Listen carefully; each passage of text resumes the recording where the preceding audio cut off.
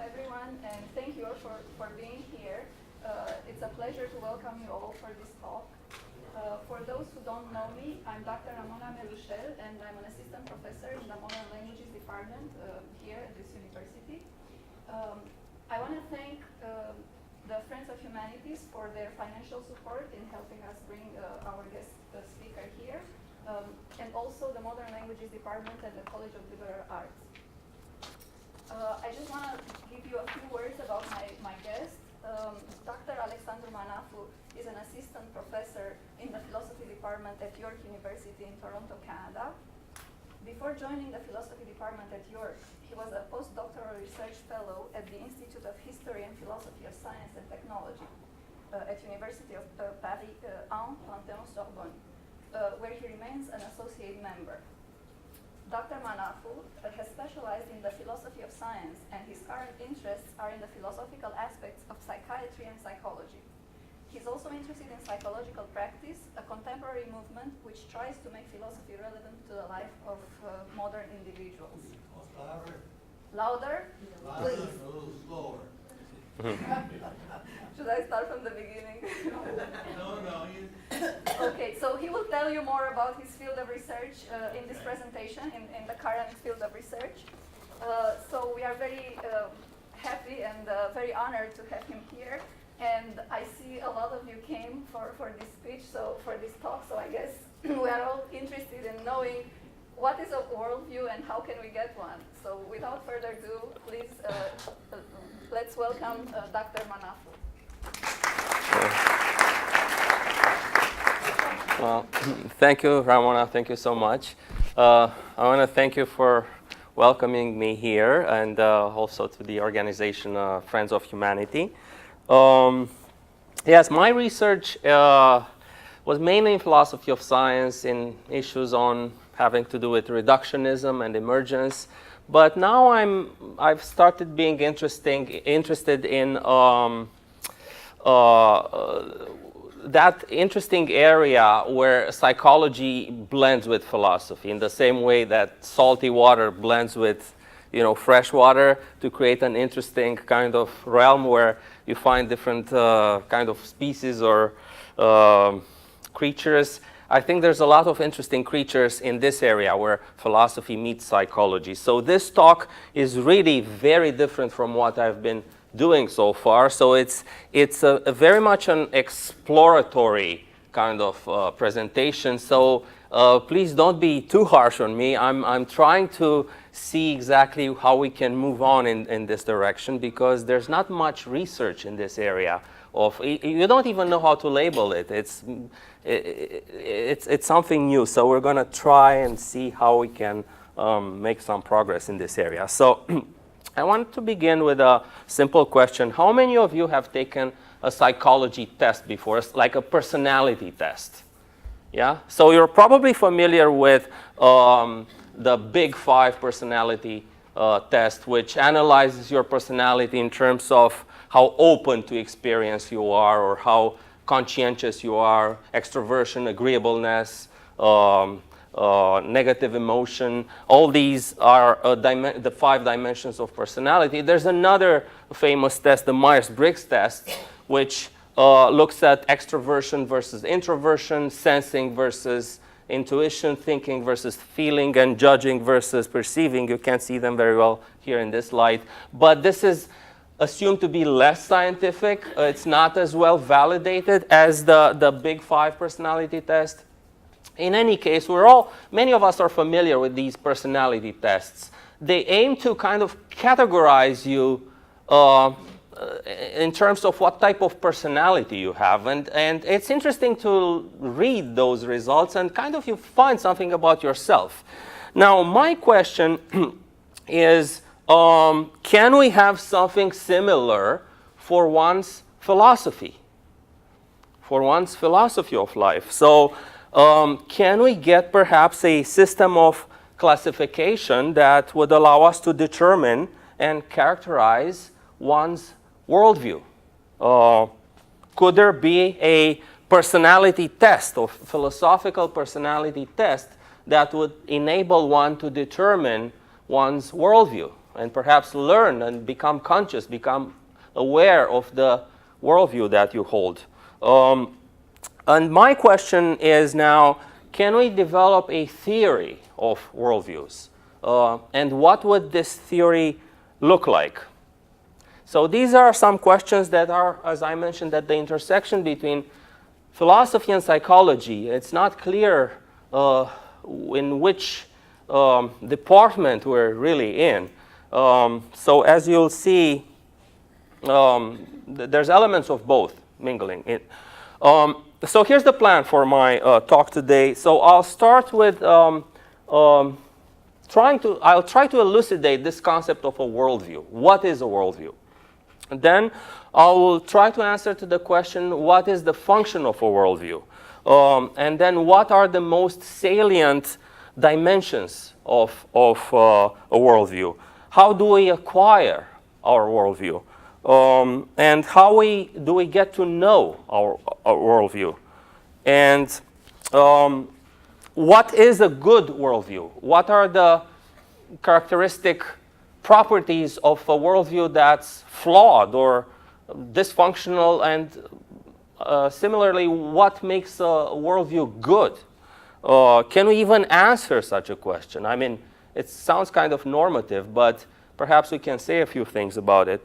And finally, I'm hoping to end with this exercise. I'm hoping most of you have filled out the questionnaire. So this will probably enable us to have a more interesting kind of discussion, like not a debate really, but like a back and forth discussion about worldviews, because well, we'll get to that. So I don't want to get ahead of myself here. Okay, so let's begin with the first question. What is a worldview? If you look at any dictionary, you find out that this concept of a worldview is really a calque of the German term Weltanschauung, right? That has two particles in it, world, Welt, and Anschauung, meaning outlook, right? So it's a broad, comprehensive view of the world. So the standard definition of the worldview is a framework of ideas and beliefs through which an individual, group, or culture watches and interprets the world and interacts with it. Now, this definition is, as I see it, fairly vague, and it's kind of boring, frankly. I mean, it doesn't really elicit your interest. It's kind of like a textbook definition that you need to memorize and then forget about it. So I don't find it terribly interesting. My aim is to make this concept of a worldview more precise and at the same time, hopefully, more interesting. Okay, so let me begin with the first question. What is a worldview? How can I make this concept more interesting? How can I define it in a way that's more interesting? To do that, I will have to confine my analysis to the worldview of an individual. So I'm going to ignore for the moment what it means for a group to have a worldview, what it means for a nation, or these higher levels. So I'm going to confine my analysis to the level of the individual. So here's a tentative answer. A worldview is your answers to the big questions. Now the question is, what are the big questions? So I'm going to ask you, what big questions do you think there are? Can you think of, yeah. Is there a God? Is there a God? And actually, this is my first question here, right? It's such a big question, right? Speak first. Yeah, we haven't talked. We don't know each other, right? Any other questions that you may come? Yeah. Why do we exist? Why do we exist? Why do we? I don't have this one here, but I could have it very well, right? Is the world scary or welcoming? What is the nature of the world in relation to us? Is it welcoming or scary? Yeah, definitely, yes. Is there objective reality or is it all subjective? What is the nature of truth, of reality? Can we get beyond our subjective bubbles and kind of accede to some sort of transcendent, intersubjective, or objective reality. Absolutely. Yes? What's the afterlife? Is there an afterlife? And what's it like if there is one, right? Yeah, yeah. So definitely these are big questions. So I've got a bunch of them here. So is there a God? I mentioned. What's the relationship between my mind and my body? My soul and my physical embodiment? Is there life after death? Do I have free will? I mean, I know that if determinism is true, if we are like a giant cosmic billiard ball game, right, where at every moment in time, the state of the universe is the result of the previous state of the universe and the laws of nature, and is itself the cause of what will follow, the next state of the universe, is there any sense of free will? I mean, doesn't determinism rob us of our free will? So that's a big philosophical question. So how do you stand on that? Do you believe that you have free will, or what you call free will is just the fact that you're not aware of all the causes that compel you to act in a certain way, and you call that free will? It's just a measure of your ignorance, really. Here's another question. What is truth? What is knowledge? Can I know anything for certain? What's the nature of knowledge? Is it subjective, objective? Can we have anything like that? How should one live one's life? What is of value? What matters in life? What is beauty? What's the nature of beauty? Is beauty in the eye of the beholder, or is it outside? What's the best way of organizing society? What's the best form of government that we can have? So all these are very big questions, and obviously they're philosophical questions, questions where there's a lot of debate, and there has been a lot of debate. I mean, we have many of these questions come from, ancient times, from Plato, Socrates.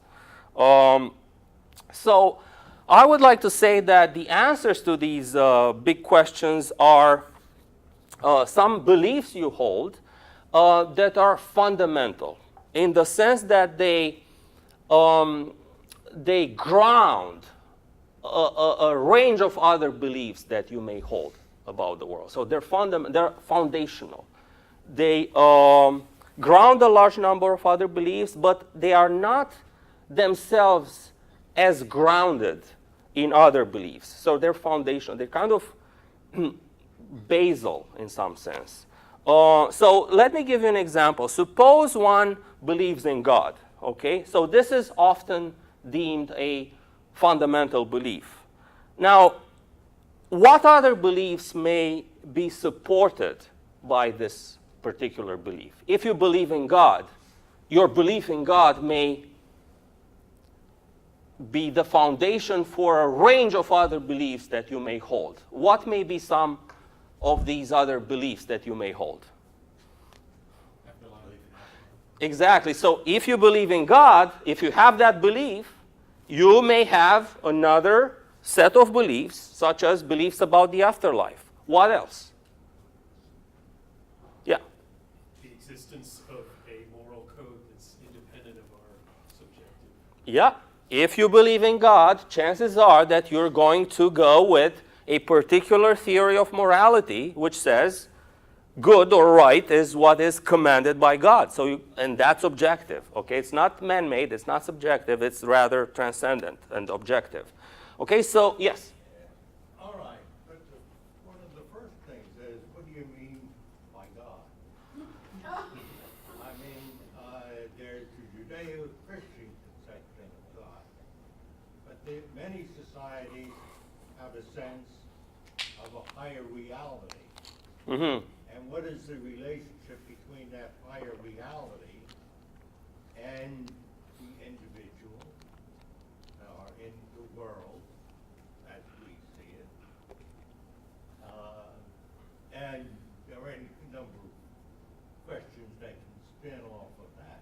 Absolutely. I mean, there are branches in all directions, right? So obviously, only that is a huge, huge topic of debate. But whatever you understand by God, if you believe there is a God, my point is that that belief in God, whatever, by your own lights, whatever that is, that's going to ground a whole range of other beliefs, such as beliefs about what happens to you after you die, beliefs about the nature of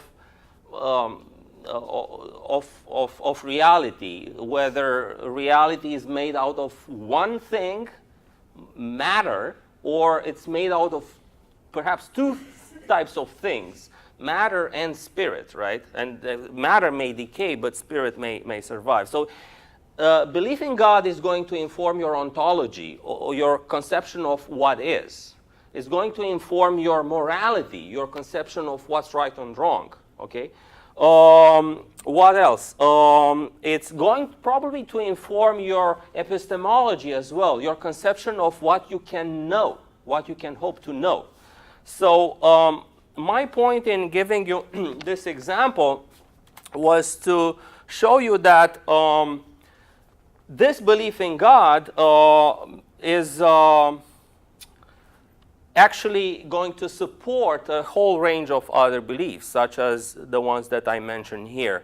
Now, my point is that these fundamental beliefs that you hold, belief in God being perhaps one of them, or perhaps you don't have this one, but you have other beliefs, perhaps the belief in God's non-existence, or in the idea that there is no God may function very well as a fundamental belief, just as well, okay?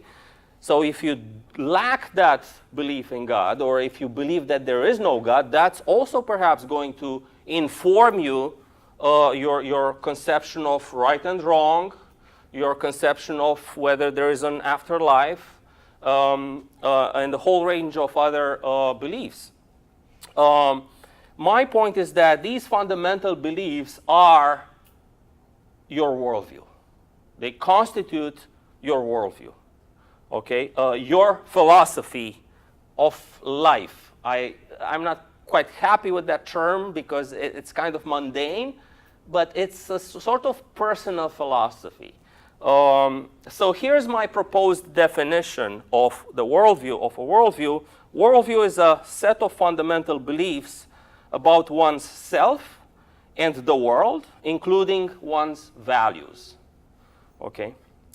So now let me turn to the second question. What is the function of the worldview? What's the role of what is a worldview for, in your view? Why do we have a worldview? Like what's the function of it? Can you think of any answers to this? Why do I have this? Significance. Hmm? It determines maybe your significance about life, Mm-hmm. your relationship to others. Mm-hmm. So why do you need these for? Why do we need a worldview at all? To know Hmm? To tell you what to do, really. I mean, to inform your actions, your beliefs. You wanted to add something, or? Well, I believe that the worldview helps you know how to act and how to react to the world you live in. Yeah, Which yeah. of course can change. Yeah, so I have this picture here. You can't see it very well, but it's just the headlights of a car on a road at night. So I think of the worldview as having this headlights function. It's so what's the function of the headlights of a car? It illuminates the road ahead, right? It provides a sense of direction, and it makes the obstacles visible. Okay? Similarly, the function of the worldview is to figure out what's out there, and especially what's of value, what's worth pursuing. And also it provides a sense of direction in life and makes obstacles visible, the obstacles along the way visible. So this is one metaphor that I'm using. A worldview is like the headlights of a car. It kind of helps you see and move ahead, okay? Another metaphor that I have is that of an operating system. So an operating system for computers is that thing in the computer that manages the resources. It kind of controls the printer, controls the keyboard. I mean, manages the keyboard, manages the internal memory, the processor, all these things that the computer is made out of they are controlled by the operating system.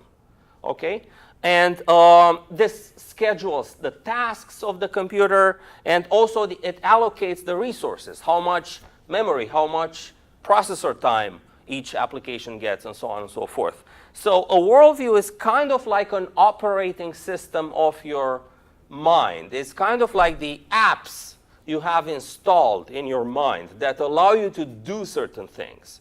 Okay? It manages your resources, your physical and cognitive and your emotional resources, your affective resources. It creates your goals. I mean, the goals that you have, they don't come out of nowhere. They are actually the result of some processes internal that you may not be aware of. But they are kind of what goes behind the screen, right? They appear to you. Finally, your worldview also allocates your resources. It motivates you. It's based on what kind of worldview you have.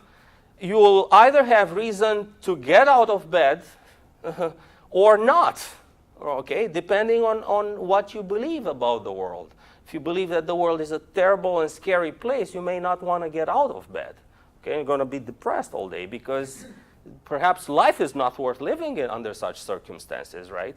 I mean, certainly some philosophers believe that, so it wouldn't be a surprise that, people like us, or normal, ordinary people, may hold those beliefs, but those beliefs may not be necessarily conscious. Okay, we may be unaware of those beliefs.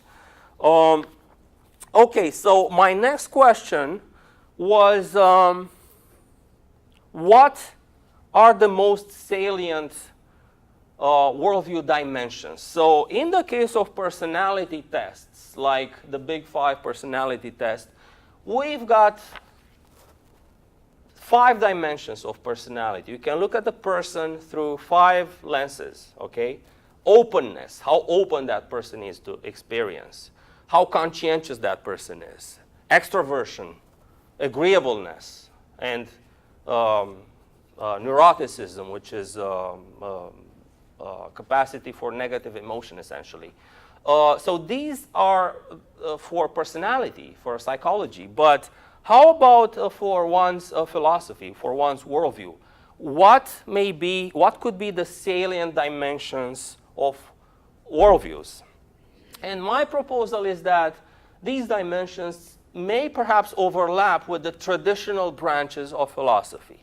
Okay, so for example, we've got metaphysics, okay, that branch of philosophy that is concerned with existence, what is, or ontology. So within this branch, you've got questions like, is there a God? Okay, so that's one. Theism versus atheism, that may be one big component of this philosophical personality type.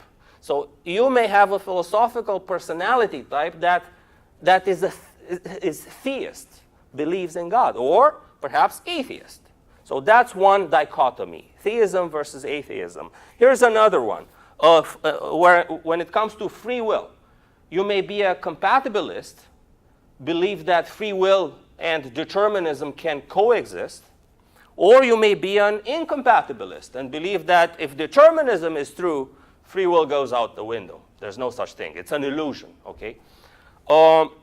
When it comes to the ontology of the world, what the world is like, you may be a monist, believe that the world consists of just one thing, one substance, perhaps just matter, or you may be a dualist, believe that the world is made out of matter plus spirit or something like that, okay?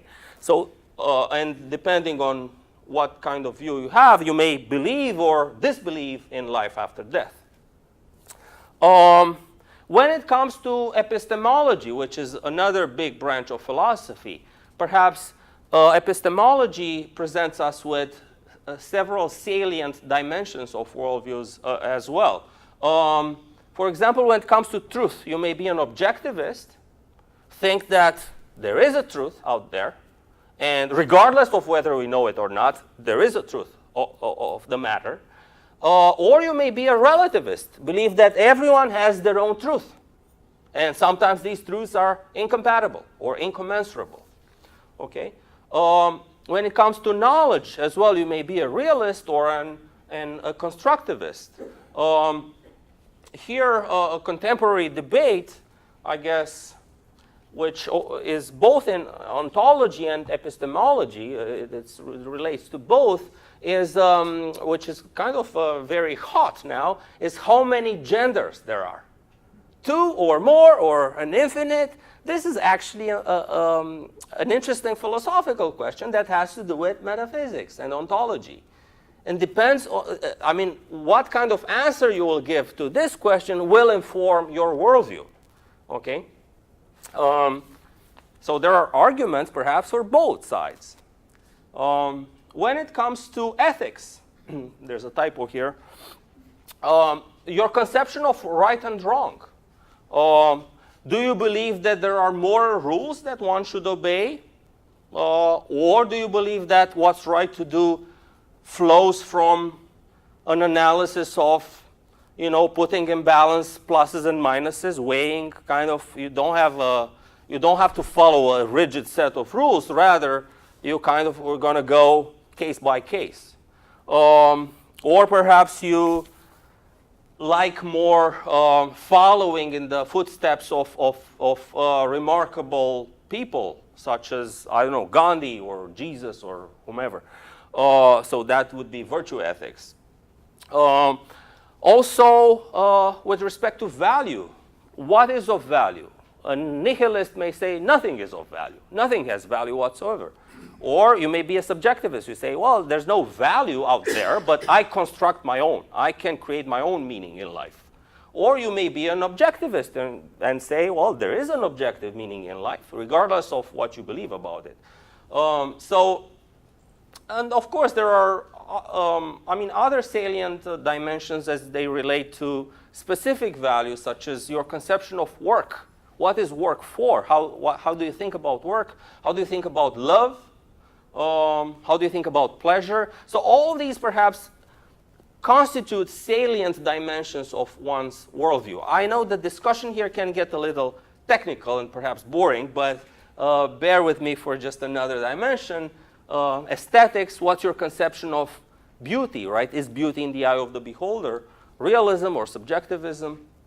And finally, you've got this view about what's the best form of government, political philosophy. What's the role of the state? Government and public life. Are you more of an individualist? Kind of everyone is on their own. There's the individual and personal freedom are paramount, or are you more of a collectivist and you perhaps would support perhaps some socialist or communist kind of communal forms of government? Of course, each of these can come in degrees, and you can tweak and kind of fine-tune your worldview depending on your internal needs. The next question that I want to go to is how do we acquire our worldview? So this question actually can be answered from two different perspectives. One is the descriptive perspective. How do people actually end up with the worldviews that they have? A very wise philosopher, Daniel Dennett, who's an American philosopher, once said, if things are the way they are, it's because they got that way. Okay? And so are we with our worldviews. I mean, if we hold the worldviews that we hold, somehow we got to this point. Now, how did that happen? I mean, the worldviews that you hold, how did you acquire them? Can you make some how do people acquire their worldviews? They probably start out from their parents. Exactly. Family. Yeah. And then? change as you Uh-huh. experience the world. Yeah. Hopefully they do. Yeah. Society, yeah, enculturation. So upbringing, right? Family, school, church, or community, or enculturation, being with other people, learning from other people. And also I want to bring here another element, that of a biological or genetic basis for worldviews. This is often dismissed, but this is not to be dismissed. There's the strong biological component and propensity for holding certain worldviews. Although it's difficult to disentangle it from the cultural element, I mean, this division between culture and nature is, of course, somewhat artificial in any case, but this is another element that's often unjustly dismissed, so I want to acknowledge it.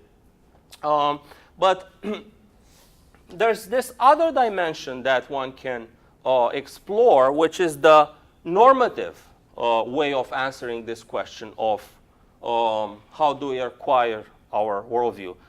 The question is, how should we acquire our worldviews, right? So here's my proposal or my analysis so far. We can do it through conscious reflection. We just think, okay? Thinking, reflecting. We can subject our beliefs to rational scrutiny and analysis, which is often undervalued and dismissed. I mean, we are rational animals. Yes, we have our own biases. Yes, we have our own allegiances, but we also have our own thinking, logic, and rational analysis. And here we may acknowledge the role of experts, right? So not the same way as not everyone is equally good at, I don't know, chopping wood, right? Not everyone is equally good at crafting worldviews. There are some people out there who are better than others at kind of looking at worldviews and analyzing them and crafting them. So these would be obviously philosophers, right? Or spiritual teachers, or gurus, priests, I don't know. But not all people are equal when it comes to crafting worldviews and looking at them and analyzing them. Perhaps there's a role, I mean, I strongly believe there's a role for dialogue, especially friendly discussion and debate. So this would be debate in which the goal is not to win, but rather to broaden your worldview and get at the truth, even at a cost. Even if at a cost, perhaps you lose something, but you lose something of your old worldview, but you gain a new dimension or you gain something new. So yes, debates and discussions are not safe. Okay, they are potentially transformative, but that's a good thing. Okay, that's not a bad thing. And not to dismiss, I mean, there's also an effective way through which we acquire our worldviews, emotional way, perhaps through art, through literature, through theater. We acquire and revise our worldviews. I mean, we all have Netflix, and when we play Netflix, we play, you know, adventures and heroes and myths, and it makes us think and it makes us reevaluate. I mean, what we call entertainment is, in fact, in some sense, a search for meaning and worldviews in disguise, in some sense. I mean, we find that interesting. And all right, so how do we get to know our worldview? Well, typically we're not conscious of the worldviews that we the beliefs we hold. The beliefs that make up our worldview are kind of below our radar. How many people knew what their beliefs about those questions were before filling out this questionnaire, right? Perhaps many of you are like, oh, what do I believe about that? You have some beliefs, but they're not actualized. Only when you're prompted to, when you're asked, what do you believe about this, you kind of formulate them on the spot. But they're always, they exist, right? They pre-exist in your mind. the fact that our beliefs are unconscious often is not a good thing because it is easier for one to entertain contradictory beliefs if these beliefs are unconscious. So if your beliefs are not if you're not aware of your own beliefs, of your own worldview, chances are that some of those beliefs may actually clash with one another without you being aware of that. So you may say, but is this a problem, the fact that we hold contradictory unconscious beliefs? Is this a problem? After all, it was the American poet Walt Whitman who said, do I contradict myself? Well, very well. Then I contradict myself. I am large. I contain multitudes. Why not embrace contradiction? Okay? Kind of more interesting to be contradictory. It makes it a bit more. But I'm skeptical about that, actually. I believe that there's something wrong with contradictory beliefs. But I want to know what your opinion is. What do you think? Is there anything wrong with holding contradictory beliefs? Yes? It's definitely bad in math. Bad in math? Well, there are places where it is wrong to hold contradictory beliefs, you know. Uh-huh. Especially if you don't have any kind of substance that people agree on. You can't even argue about whether you're contradicting each other. Uh-huh. You know, Uh-huh. you have to set a stage. So Yeah, yeah. they're irritating, I would say. So what could be wrong with one person holding beliefs that are inconsistent within oneself without being aware of it? What could be wrong about that? I mean, why is that a bad thing necessarily? I don't think it's a bad thing. I think it's a good thing. I mean, this is the way we evolve, and we sometimes that my values contradicted myself, and eventually became a new set of values. Mm-hmm. It was the very essence of progress in a way. Exactly. Yeah. So contradiction, but contradictions are ultimately solved, right? And that's how you progress. Within certain limits, yeah, definitely. So here's my argument for why contradictory beliefs are problematic, especially if they're unconscious. So our thinking, feeling, and action depends on the beliefs we hold, okay? How you're going to act, how you're going to think of something, how you're going to feel about something, it depends on what you believe about that thing. Now, these beliefs that we hold, ultimately, they rest on our fundamental beliefs that make up our worldview. Now, if our worldview is inconsistent, namely it contains mutually exclusive beliefs, contradictory beliefs, then this will have consequences on our thinking, on our feeling, and on our action.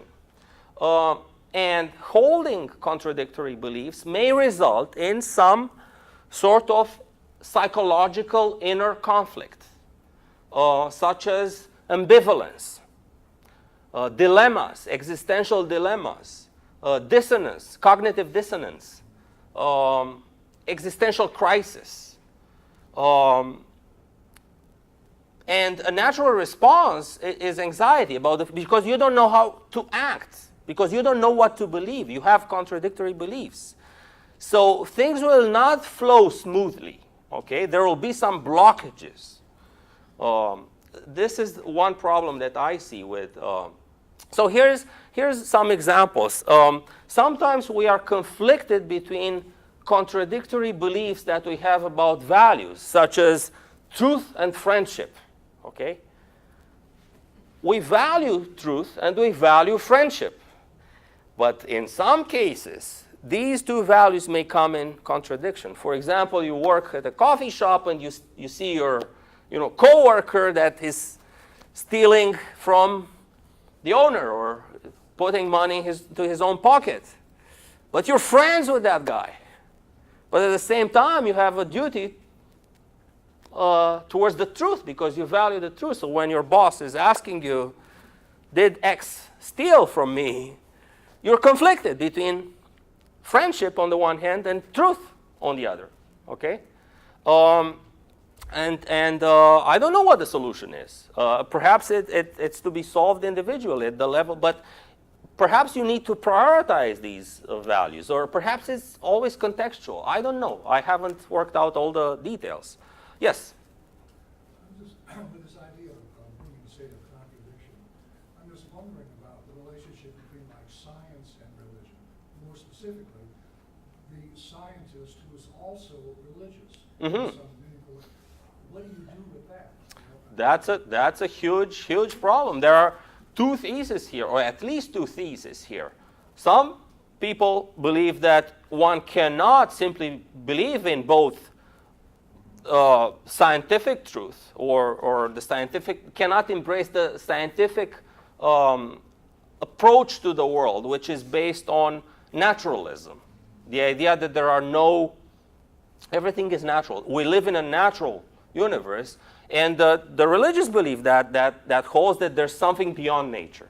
Okay, how can you hold those beliefs simultaneously? But other people, other philosophers believe that there's absolutely no contradiction at all in that.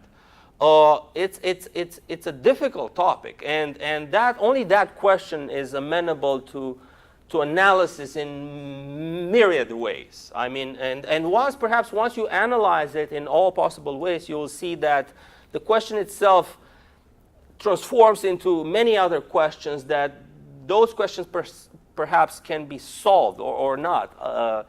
It's a huge topic of debate, that one, actually.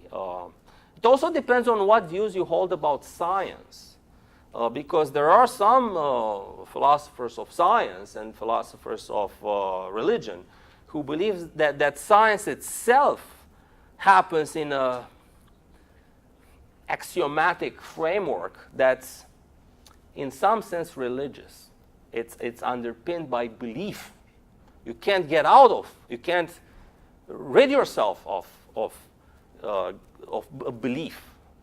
There's belief at some level, there is belief. For example, when a scientist conducts measurements, why should the scientist be honest with when you measure something? Okay, that's a belief.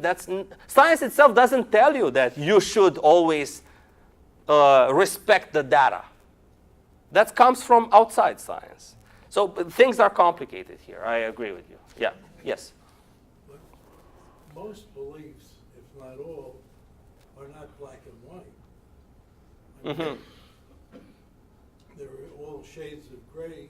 Yeah. In between, and even I think many of our basic beliefs can change and be modified by a particular situation. So you're constantly transforming your worldview. Yeah, absolutely. And I'm hoping that the very fact of reflection, the very fact of kind of shifting your attention towards what you believe is itself transformative, right? It's like when you measure something, the very act of measurement changes the nature of what you measure. Like when you put a thermometer into the water, you actually change the temperature of the water. And in the same way, when you ask yourself, what do I believe about this? Chances are that you're going to look at your beliefs in a way that perhaps makes them more vivid or more accurate, or perhaps constitutes them in some sense. All right, so here's a quote from Carl Jung, who said, until you make the unconscious conscious, it will direct your life and you will call it fate. Why do I have this quote? Because holding unconscious beliefs may undermine one's personal autonomy. If you act based on beliefs that you're not aware of, chances are that you're acting in a way that doesn't reflect your true self. Okay, you're kind of like a leaf in the wind. You're an object. You're pushed by the forces. You're not the master into your own house. In your own house, right? So there's a problem here with unconscious beliefs It's better to make them conscious. It's better to make them aware, to be aware of them. And second of all, there's a problem with contradictory beliefs that are unconscious. It's perhaps not good to have contradictory beliefs because they lead to inner psychological conflict. And I'm going to add one more reason a bit later. So how do we get to know our own worldview? Well, my proposal is that we should pay attention to ourselves, okay? A conscious reflection. Pay attention to what bothers us. Ambivalences, cognitive dissonances, inner conflict. Try to figure out the feelings that give rise to such conflicts. Try to figure out the beliefs or ideas on which these feelings are based. And another way is to use other people as mirrors. So use other minds as mirrors in which you can mirror your own worldview. Dialogue, friendly discussion. Expose yourself to people holding different worldviews and perhaps have those worldviews challenged. Have your views challenged. Debate with the aim of finding the truth, not necessarily of winning the debate. I mean, you win, in some sense, if you find out, if you get closer to the truth, that's the win, in fact. So let me now turn to the question of what is a good worldview, okay? I'm getting close to the end here. So what is a good worldview? What makes a good worldview good? This is a very difficult question. It's a hard question. It's perhaps impossible to answer this question in principle. And here's the reason. There can be no external criteria for the goodness of a worldview, because any criteria of what makes a worldview good must be itself part of a worldview. So I cannot get out of my own worldview and assess which worldview is better. I mean, I'm always embedded within a worldview. I mean, I can get out of my own worldview and maybe adopt yours, but I'm still going to be within a worldview. So I cannot, remove myself or kind of place myself outside of any worldview and adopt this God's eye perspective onto the worldviews and assess them. So the only criteria for goodness for a worldview can be internal or perhaps intersubjective, though I suspect the latter is a species of the former. So let me explain. By internal criteria for goodness for a worldview, I mean criteria developed within a given worldview. So what internal criteria there can be? One that I already mentioned is consistency. Okay? This is as close as one can get to an objectivist criterion for the goodness of a worldview. If your worldview has elements that contradict one another, your worldview is not as good as it may be. Okay? This may give rise to contradictory desires. If you have two beliefs, those beliefs can motivate you to action, can motivate your desires.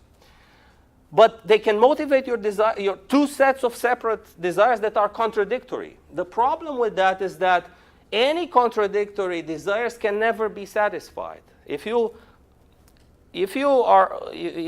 have desires that have as their object contradictory states, you will never be in a state that satisfies those desires, because the satisfaction of one desire means for the frustration of the other, because the beliefs are contradictory. So that 50-50 or something? Yeah, you can always have 50-50. Yeah. But if 50% is good enough, then that's no problem.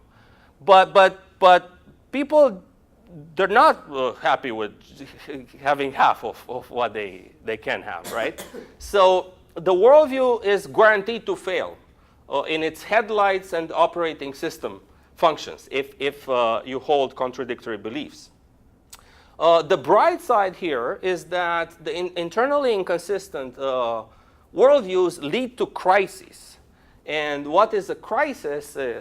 Krisis in Greek is a turning point, okay, or decision point. These are moments. Moments of crisis are moments in time when what was before that point is radically different from what comes after that point, okay? So there's a turning point, something changes. If your worldview gets into a state of crisis, then things will change, okay? That's a state that's not stable, and it will change. And it will lead to a transformation.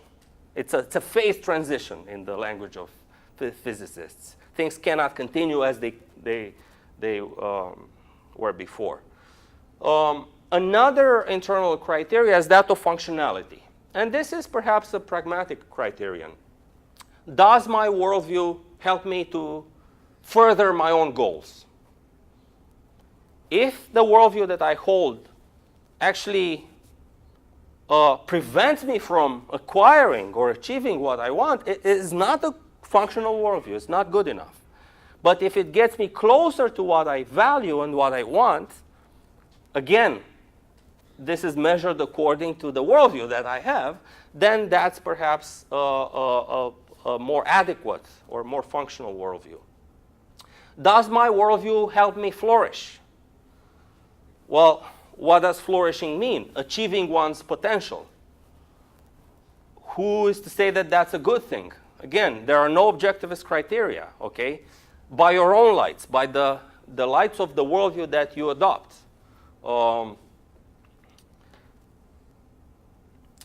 But there are perhaps intersubjective criteria as well. So what do I mean by intersubjective? How well your worldview meshes with the worldviews of the people around you.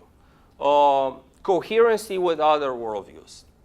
If your worldview is radically incompatible, it's unlike the worldviews of the people around you, and you get into conflict as a result of that, then you face a dilemma, okay?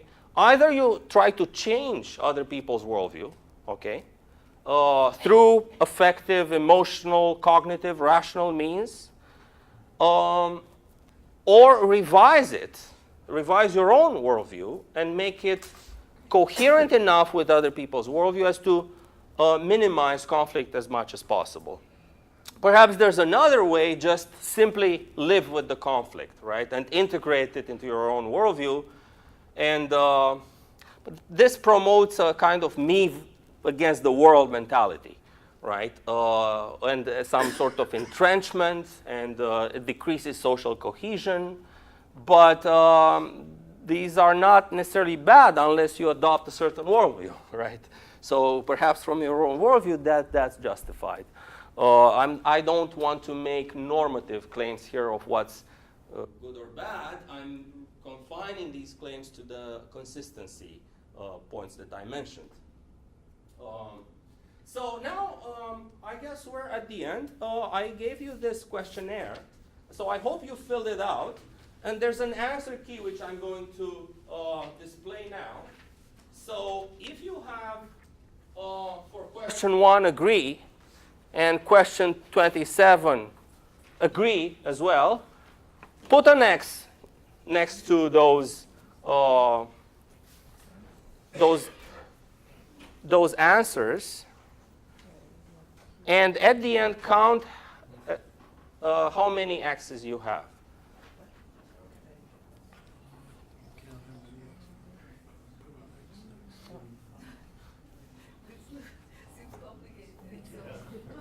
Well, you should, I mean, Figure out when you have 1 and 27, 5 and 29. yeah. So if you have answered agree to both question 1 and 27, just on a separate sheet of paper, mark an X. Okay? If you have agree for question 5 and disagree for question 29, mark another X on a separate, on that piece of paper. And at the end, you count how many X's you've got.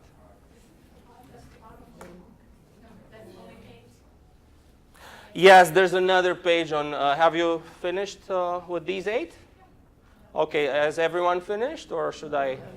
Yeah? What about the reverse of these?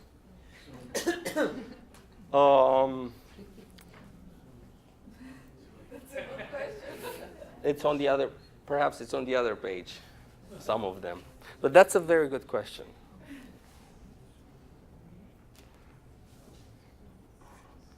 There is a reverse only if the two are contradictory. If they're contraries, there's no reverse necessarily. You don't put an X by each one, you put an X only by one. Like if my version number 1 was agreed with 3, then I just put 1 X. Yeah, exactly. Yeah. Yeah.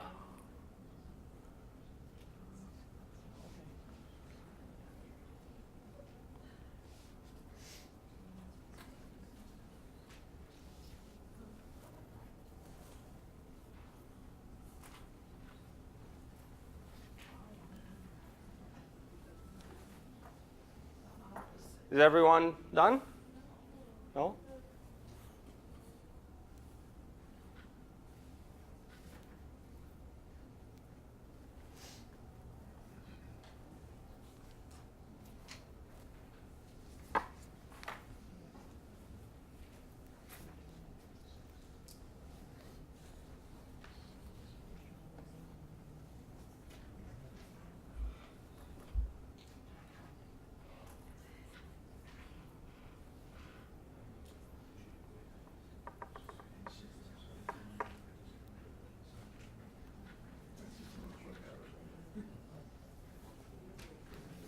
How many people are done? Can I ask? Okay, most of you. So I will go to the next page. So now, the same thing. If you've got agree for both question 12 and 30, if you've agreed with both, put an X. Mark an X on a separate sheet of paper.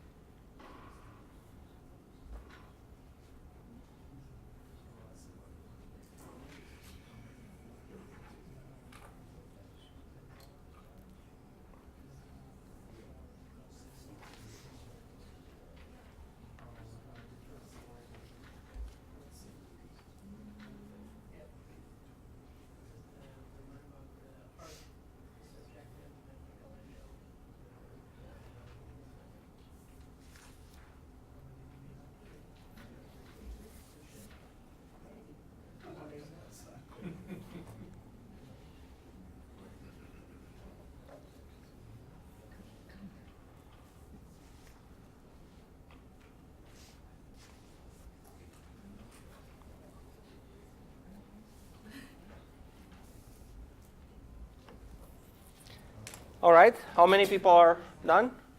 All right. Okay, so how many people got no X's whatsoever? How many people got 1 or 2? How many people got 3 to 5? And how many people got 6 or more? All right.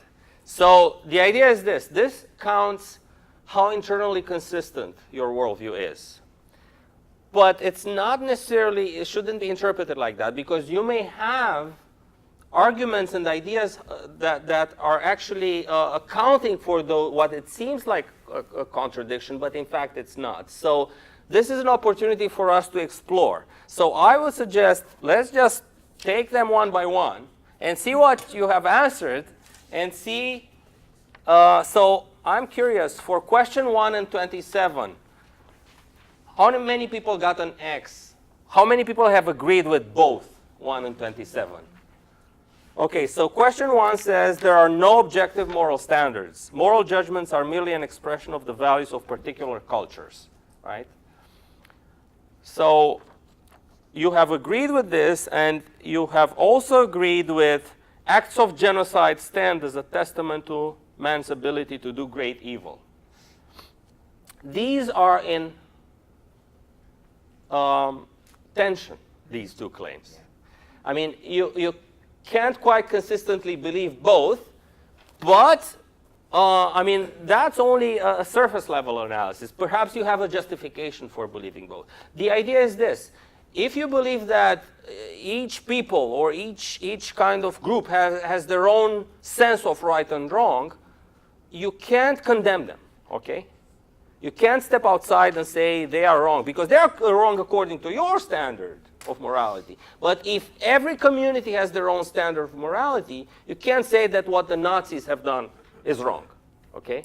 So you can't reconcile what's called moral relativism with moral objectivism or moral realism, the idea that there is a right or wrong in reality, okay? If everyone has their own right or wrong, there's no right and wrong in reality, okay? There's no objective right or wrong. Okay, so let's do a couple more. What's next? Or is there any particular one that you want to do? That you got an X for both and you're not quite happy with that X? So question 5 agree, and question 9 disagree. So question 5 says, the right to life is so fundamental that financial considerations are irrelevant in any effort to save lives. Okay, that's question 5. So if you agree with that and disagreed with 29, then you've got the next. 29 says, governments should be allowed to increase taxes sharply to save lives in the developing world. Okay? These, again, if you agreed with the first one, with 5, you must agree, well, you must, for the sake of consistency, you'd better agree with 29 as well. Because otherwise, you have to account, you have to say more, okay? Your worldview is not as good as it could be because it has this inner contradiction. Okay, so let's do one more, 10 and 23. So 10 says, there exists an all-powerful, loving, and good God. And 23 says, to allow an innocent child to suffer needlessly when one could easily prevent it is morally reprehensible.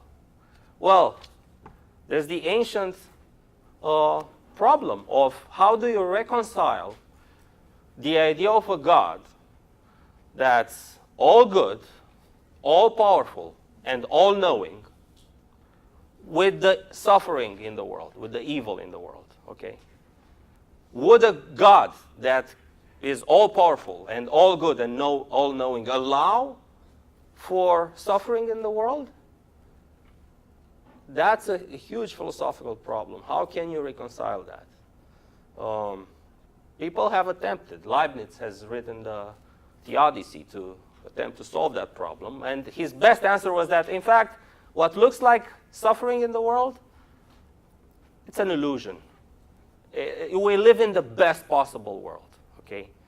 Things, even the worst evil that there is just, from God's eye perspective, it's still beautiful and good. Perhaps I'm mischaracterizing a little bit his theodicy, but it was something like that. We live in the best possible world. That's one solution to the problem of evil. Well, we can do more, but I perhaps should stop here and perhaps take your questions or, yeah, thank you. If there are any questions or comments, please feel free to interact. Yeah. For your presentation. I have two questions. The first one is regarding the truth. You talk about truth, and and you said that the world you should try to find the truth. You should base it on the truth, not really. Is that what you said? Or, Regarding truth, I said one could have different beliefs about the nature of truth. So one may believe that every person has their own truth, that there's no objective truth that's out there. Okay? So that's one possibility, one view, one fundamental belief that you may hold. There's no such thing as truth and objective. Where could that be, right? But it's rather just individual perspectives on what's real.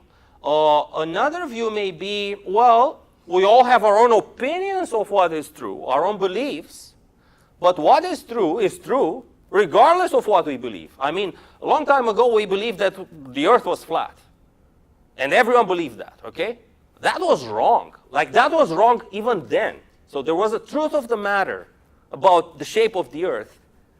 There's always been a truth of the matter about that. It's just that we came to know later what that truth was. So that's a realism. That's the idea that truth exists out there in reality, even though we may disagree about it or we may not even know about it. So that's an objectivist, kind of a realist position versus a subjectivist, relativist position where I have my own truth, you have your own truth. The problem is that if you adopt the relativist position, everyone with their own truth, how are we going to even communicate with one another? If everyone lives in our own bubbles of what's real and truth for ourselves, how are you going to even collaborate for the common good or common projects? You need some sort of bridges between that could connect us and allow us to collaborate and to interact. thank you. My other question was regarding, can someone live without a worldview? Do I have to have one?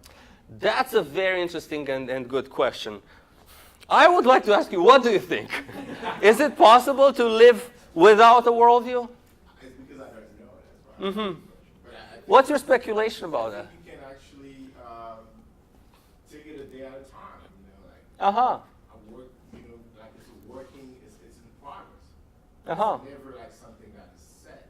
No. But note that having your worldview that is constantly in metamorphosis, that's constantly evolving and changing, that's something else. That's different from saying, I have no worldview whatsoever. That's a worldview that constantly changes. Okay? Yes, and I believe our worldviews change. It changes all the time. It's just learning, right? It's just every interaction, every experience perhaps has the ability to change our worldview. That's why we find art so moving sometimes, like theater and movies or films, and the good ones make you like you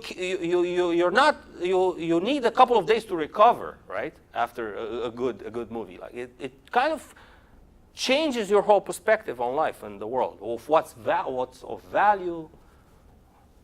Yeah. Isn't there a sense in which a discussion, this sort of discussion, presupposes that all of reality can be put in terms of true and false? In other words, it's a sort of thing that academics and philosophers do.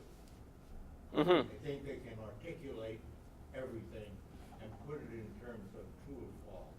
Whereas, for example, just what you gave us, the example you gave us of art, Mm-hmm. it's very difficult to put it in terms of true or false. Mm-hmm. Mm-hmm. And living and life itself, it's difficult to put it in terms of true or false. Beauty, love, now you can say true love, but when you start speaking of true love, you're not speaking in terms of something that you can articulate. Mm-hmm. Like 2 + 2 is 4. Mm-hmm. if it is. Mm-hmm. You want to add to the? Yeah, sure. I'm just wondering, just for the heck of it here. Yeah. I mean, isn't it possible that sometimes the truth can be rather harmful for individuals? Is it always wonderful to know the truth? You know, I mean, I'm not. I'm not saying we ought to be lying to each other all the time. That's not my point. Yeah. But I'm wondering sometimes whether maybe what people call a myth, may be far more, conducive to human health and human well-being than some fundamental truths. I don't, it's just a... Yeah. No, I mean, these two questions are so deep and so profound that I don't even know how to, I need to think of, especially the first question. Life is not a discourse. Life is not a rational argument. Life just flows and moves like a fish in the water, right? It's organic. It's not amenable to being rationalized and put in boxes, right? And that's what we do with beliefs. We kind of cut them neatly and put them into boxes. And life is different, but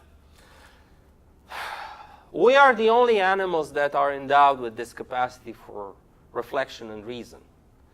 And our problems, I mean, the life of an animal may be glorious and fabulous and very much alive until the day it dies because of hunger or falls prey to a predator or something like that.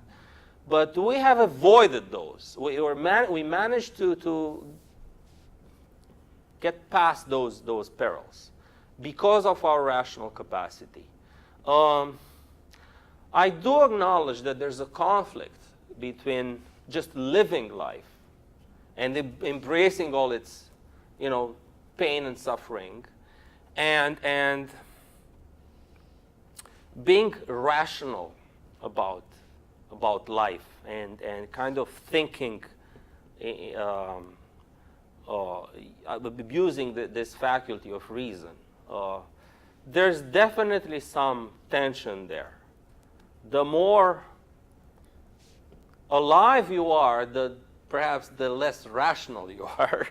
And the more rational you are, perhaps the more dead you are, one may say. That's a perspective, but I think there's something beyond that perspective. I think if we are to live, to be true to our own natures, we have to face this challenge of accounting for both. Trying to make compatible our pulsion, our impulse for life, and bring it in alignment with our capacity for reason. So I'm probably supporting here a kind of an Aristotelian worldview where reason is what defines you as a human being, and within the exercise of reason,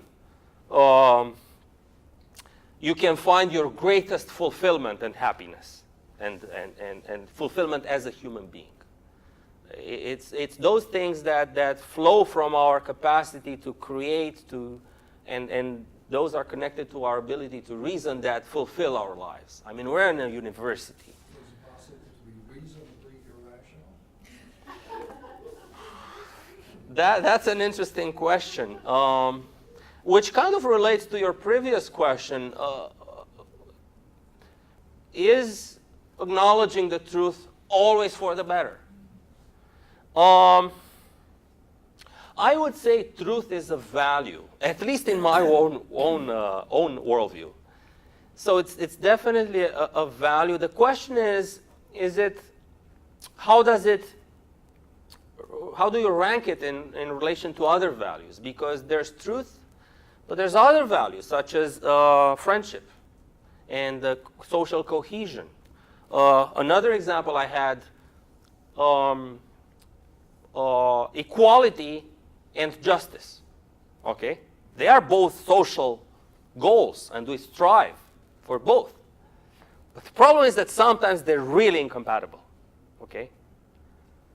And we have to be aware of those and not be wishy-washy. We have to really flesh out where the problems are and be more courageous. We are not courageous nowadays, I think. We're very afraid to open up problematic subjects. We kind of push them into, they don't exist. They kind of want to push them into the unconscious. But what happens in the unconscious, they fester and boil, and they manifest themselves, erupt themselves in pathological ways elsewhere. We need to flesh them out and cut the boils out, and that's our chance for a healthy worldview, I would say. But don't you think that takes quiet reflection? And now that we're being bombarded with messages all day long, with other people trying to shape our worldview, and if people can't unplug for half an hour a day, that those contradictory feelings and worldviews will kind of come into focus because of the way we're impacted by the flow of information on a daily basis, whether it's cable news or social media or any number of sources. People are trying to influence your worldview to push their own agenda. Absolutely. And if you're not unplugging and at least consciously going through your checklist of whatever that is, then you're going to be more at risk. Yeah. Unplugging is definitely a strategy, kind of bracketing all these. I see them as syringes directed at you from all sides, wanting to inject you with different worldviews or different beliefs that are not necessarily yours, but they push them into you from all sides, right? And you may say, no, I'm just refusing that. Or there's another way to deal with those. You may look at them directly and assess them and evaluate them and determine what their worth is. Okay, what's worth considering, what's worth perhaps accepting and integrating or facing, because sometimes there are ideas directed towards us that we don't like, and we don't like because there's something in us that we hold dear, and we don't want to relinquish, even though it's half rotten. We are attached to our own worldviews. And there are people who'd rather die than relinquish their worldviews. And that's not necessarily a bad thing, right? The martyrs, the people who've accomplished great things were like that. But also people who have accomplished bad things are like that, who are ready to die for an idea. So it's very, very hard. I mean, this is the business of being human. You have to use your mental apparatus to constantly assess, evaluate, think, reflect, negotiate, interact. I don't know what the answers are. But how do you say that we don't know if animals have a worldview or something, but maybe we don't know because we didn't get there. Animals. How do you know they don't have their life doesn't have a meaning and everything? Because we see this from our perspective, from our human perspective. Yeah. I mean, if you define a worldview as a set of beliefs, the answers to the big questions, the way I define them, it's not clear to me that animals are capable of even asking themselves those big questions. Okay? Is there a God? Do I have free will? Because that requires language. And it requires a certain type of language that perhaps only we, us human beings, are capable of. So I am here with philosophers like Daniel Dennett, who believe that there's a radical difference between human beings and animals in that respect. in that particular respect. That we have our capacity for thinking it's through the roof. Like it doesn't even have a term of comparison with what's going on in the world of animals. But in fact, I'm not an expert on this. Actually, one of my colleagues at York University, Kristen Andrews, she's an expert on animal minds.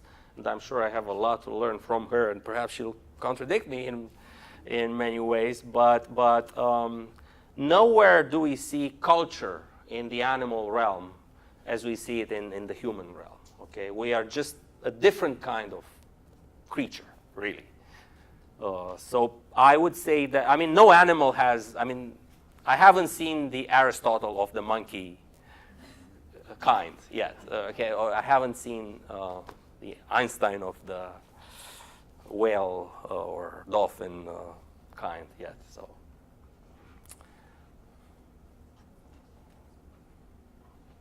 yeah.